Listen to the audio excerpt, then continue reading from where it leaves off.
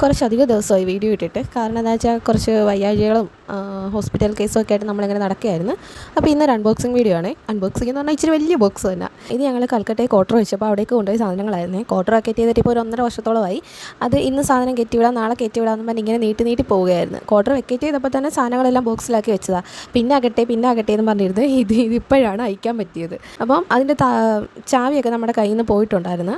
അത് കാരണം നമ്മൾ അപ്പുറത്തെ വീട്ടിലൊരു മാമനെ വിളിച്ച് ആ പൂട്ട് തല്ലി പൊട്ടിച്ചു. നമ്മൾ ബാക്കി ചെയ്തപോലെ തന്നെ സാധനങ്ങൾ ഇരിപ്പുണ്ട്. അതിലൊന്നും ഡാമേജ് ആകുമോ ഒന്നും ചെയ്തിട്ടില്ല കേട്ടോ.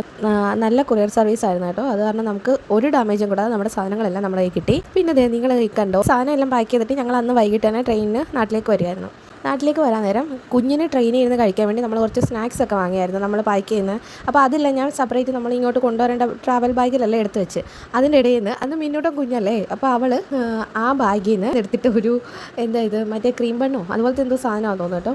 ഇപ്പോൾ ഇവിടെ വന്നപ്പോൾ നോക്കിയപ്പോൾ 9-ാം മാസം 2024 അതിൻ്റെ എക്സ്പയറി. 2026 ആയില്ലേ. അപ്പോൾ തന്നെ നിങ്ങൾക്ക് മനസ്സിലാകുമല്ലോ ഇത് എത്ര നാളിന് മുമ്പ് പാക്ക് ചെയ്ത് വെച്ച ബോക്സാണ്.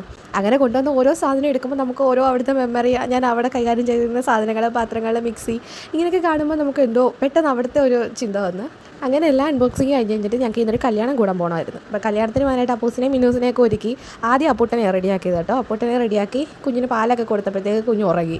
അത് കഴിഞ്ഞ് മിന്നൂസിനെ റെഡിയാക്കി ഞാനും റെഡിയായിട്ടൊക്കെ വന്നിട്ട് കുഞ്ഞ് ഉണർന്നിട്ടില്ല. അപ്പം അനിയത്തി ഇവിടെ ഉണ്ട്. അപ്പോൾ അവൾക്ക് കുറച്ച് ഹെൽത്ത് ഇഷ്യൂ ഒക്കെ ആയിട്ടിരിക്കുക. അന്നേരം അവൾ പറഞ്ഞു, എന്നാൽ നീ ഒരു കാര്യം ചെയ്യും, കുഞ്ഞ് ഉറങ്ങുമല്ലേ, അവളെ ഇവിടെ ഇട്ടിട്ട് കല്യാണത്തിന് പോക്കോ, അവൾ വഴക്കിടുവാണെങ്കിൽ ഞാൻ വിളിക്കാം. കാരണം നമ്മുടെ ഇവിടെ അടുത്ത് തന്നെ ആയിരുന്നു കേട്ടോ കല്യാണ വീട്. അങ്ങനെ അപ്പൂസിനെ അവളെ ഏൽപ്പിച്ചിട്ട് ഞങ്ങൾ കല്യാണത്തിന് പോയി. പാവം ഒരുങ്ങി സുന്ദരിയായിട്ട് കിടന്ന് ഞാൻ ഉറങ്ങിപ്പോയി. കല്യാണ പെണ്ണിനെയും കൂട്ടുകാരുടെയും ഡാൻസ് ഒക്കെ ഉണ്ടായിരുന്നു. അതൊക്കെ കുറച്ച് നേരം കണ്ടപ്പോഴത്തേക്ക് ഇവിടുന്ന് കോള് വന്നു, അമ്പൂട്ടൻ ഉണർന്നിട്ടുണ്ട് എന്നും പറഞ്ഞ് ഞങ്ങൾ പിന്നെ അധികം അവിടെ നിന്നില്ല, പെട്ടെന്ന് തന്നെ ഇവിടുന്ന് തിരിച്ചു വീട്ടിൽ വന്നു.